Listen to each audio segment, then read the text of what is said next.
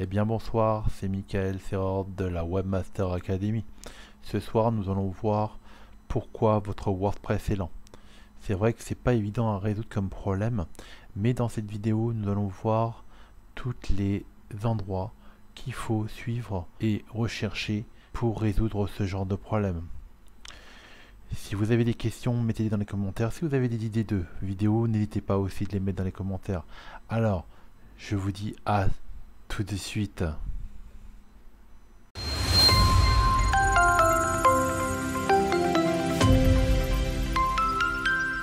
Retour sur le bureau, nous allons expliquer donc les lenteurs. Alors premièrement, pourquoi donc notre WordPress est lent? Trouvons la solution. Alors, l'utilisation d'un hébergeur de qualité, assurez-vous que votre site est hébergé sur un serveur rapide et fiable. Donc, on va aller sur notre bureau. Donc là, on imagine que c'est ça notre serveur web. Et ici, nous avons notre ordinateur portable. Pour qu'on puisse avoir le site qui s'affiche rapidement sur notre ordinateur portable, eh bien, il faut que la connexion entre les deux soit hyper rapide, au moins minimum 200 mégabits seconde. Donc, il faut demander déjà à votre hébergeur si ici, là, ouais, au moins 200 mégabits, s'il n'y a pas une limitation, d'accord, de bande, ce qu'on appelle la bande passante. Donc ici, la bande passante, c'est comme un tuyau. Quand vous voyez un tuyau d'arrosage, dans un tuyau, vous avez donc un diamètre, d'accord? Si jamais les données qui transitent entre votre ordinateur et le serveur est saturé parce qu'il est en mutualisé, ça veut dire mutualisé, ça veut dire qu'il y a plusieurs sites internet qui sont dessus, à ce moment-là, la bande passante, elle est prise, ça veut dire que tout le tuyau, il est plein, comme un tuyau d'eau, et dans ce cas, tout est ralenti. Ça, c'est la première raison. Donc pour ça, je vais conseiller des hébergeurs. OVH, c'est le plus connu. Les tarifs sont à peu près corrects, mais il n'y a pas, en fait, il y a un problème chez OVH, c'est que ils sont devenus très très gros et la hotline met un peu de temps à vous répondre. D'accord? Mais les tarifs sont à peu près corrects. Donc pour prendre un nom de domaine, vous devez prendre d'abord un nom de domaine chez OVH, vous allez dans l'hébergement et après vous suivez pour prendre votre hébergement.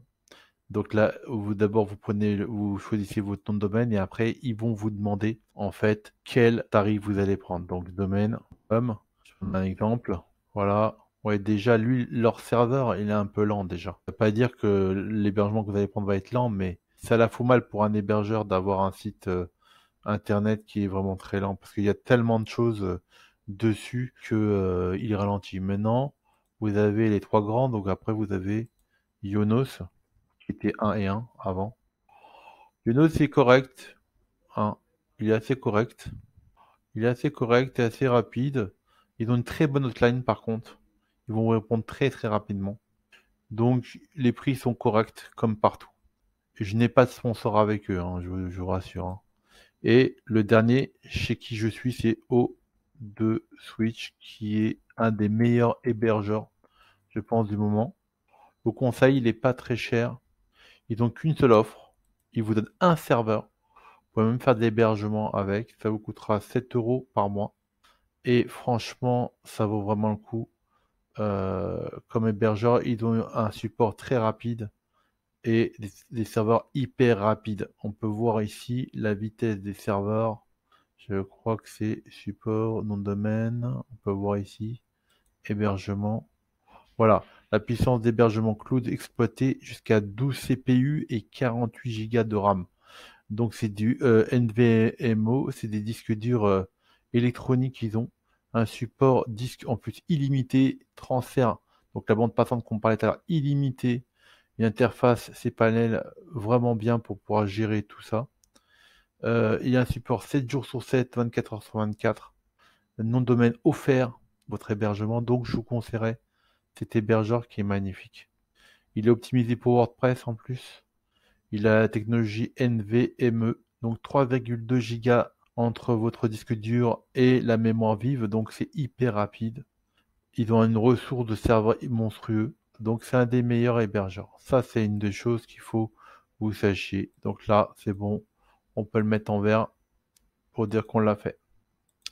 Maintenant, on va faire optimisation de la base de données. Exécuter régulièrement des optimisations de la base de données pour éliminer les données inutiles.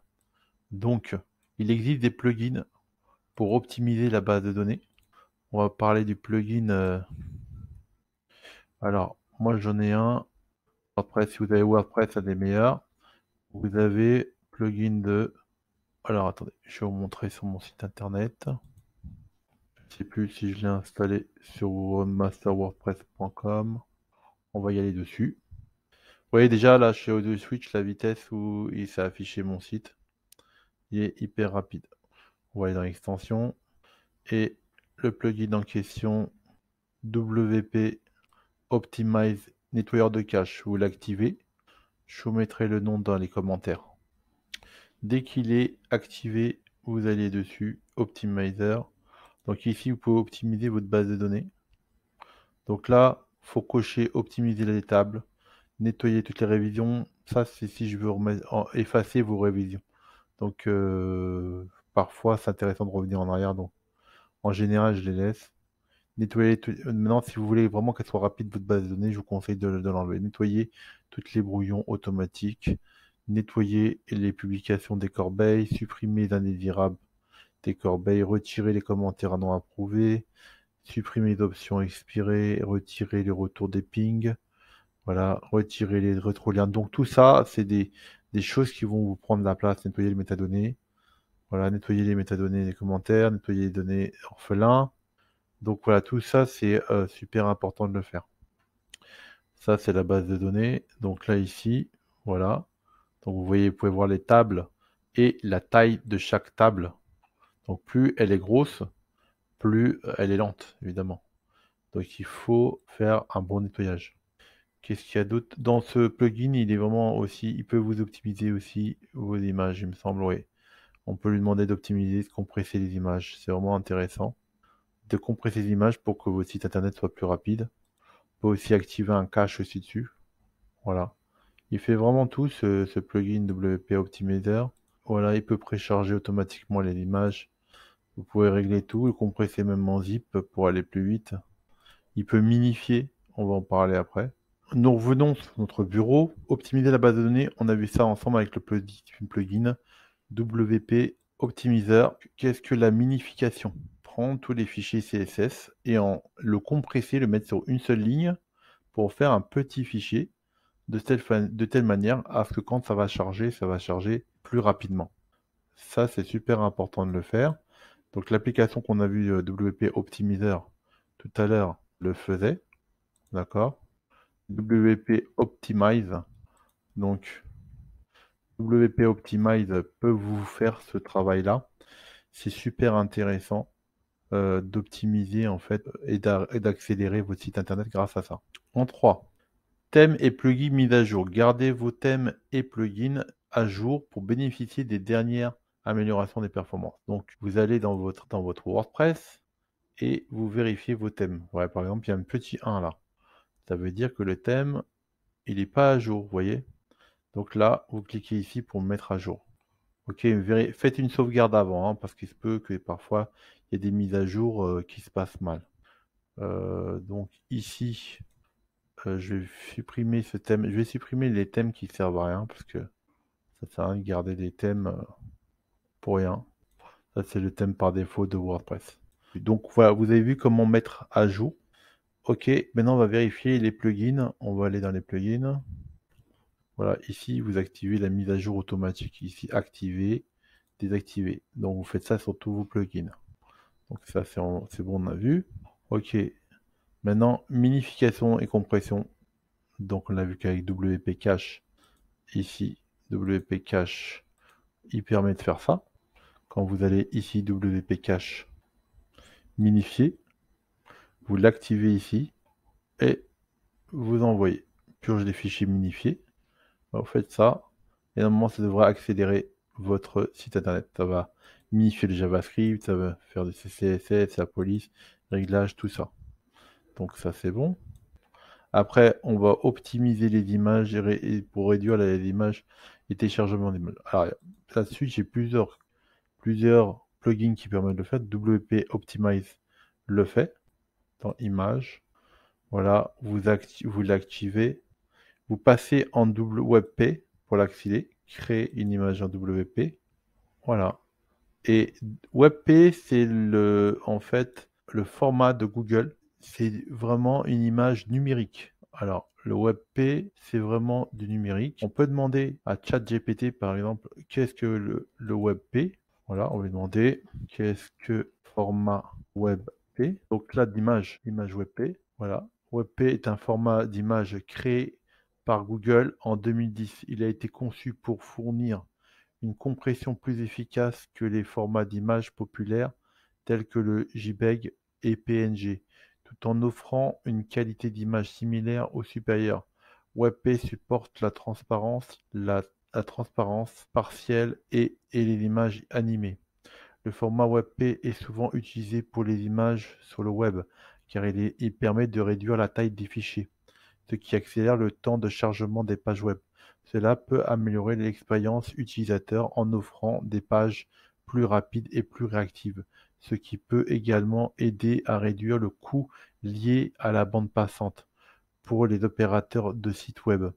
Bien que WebP soit soutenu par la plupart des navigateurs populaires, y compris Google Chrome, il n'est pas encore pris en charge par tous les navigateurs, ce qui peut rendre difficile son utilisation pour certaines personnes.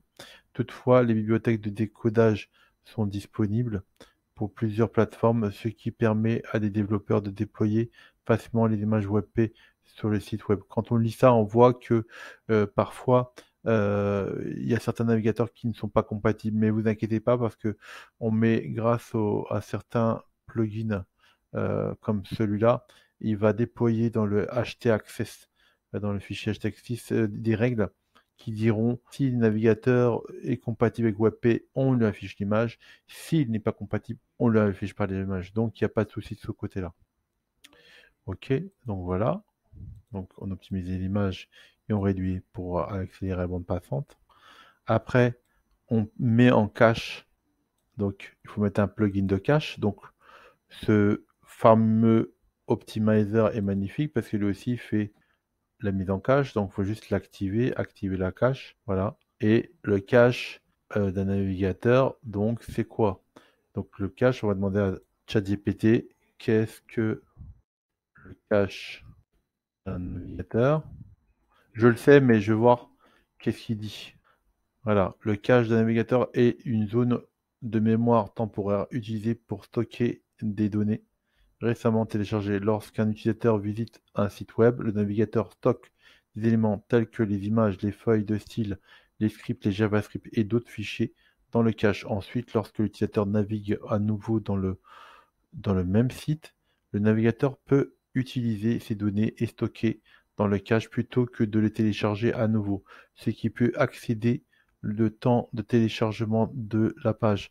Le cache est une fonctionnalité très utile pour améliorer la performance de site web. Cependant, il peut également causer des problèmes lorsqu'il est mis à jour. Par exemple, si un site web est mis à jour, que le cache utilisateur ne se met pas à jour. En conséquence, il peut voir des versions obsolètes du site.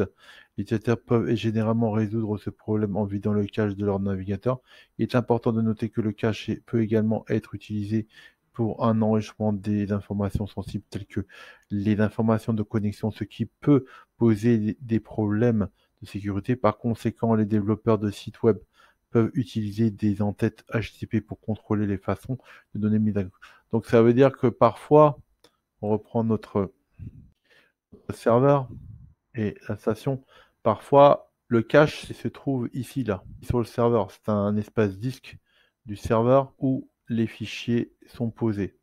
Donc, l'utilisateur va demander d'abord au cache et c'est le cache qui va en répondre au serveur. Donc, automatiquement, c'est plus rapide. Il n'a pas besoin d'aller le retélécharger ici et l'envoyer ici. Donc là, automatiquement, plus rapide. Donc l'avantage de ça, c'est que c'est un gain de temps incroyable.